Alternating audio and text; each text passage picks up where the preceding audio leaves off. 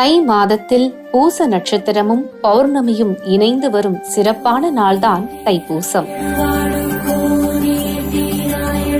தைப்பூச நன்னாள் முருகனுக்கு மட்டும் உகந்த நாள் அல்ல, கந்தனின் தந்தையான சிவபெருமானுக்கும் விசேஷ நாள்தான்.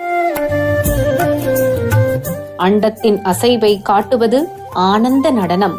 அந்த ஆனந்த நடனம் அரங்கேறிய நன்னாளும் அதுவே.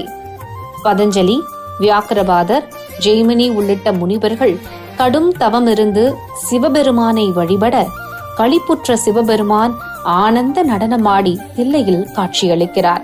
ஆனந்த நடனமாடிய அம்பலவாணர் என்ன வரம் வேண்டும் என பதஞ்சலியை கேட்க, தான் கண்ட இத்திருக்காட்சியை எதிர்காலத்தில் அனைவரும் காண வேண்டும் என வேண்டி நிற்கிறார்.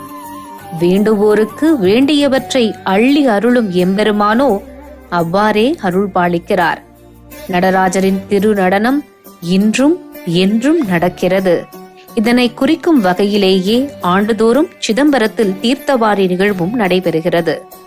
தைப்பூச நன்னாளில் சிவகங்கை எனப்படும் குளத்தில் நீராடி இறைவனை வழிபட பாவங்கள் நீங்க பெற்று பெரும் செல்வம், வேண்டிய வரம் அடையலாம் என புராணங்கள் கூறுகின்றன.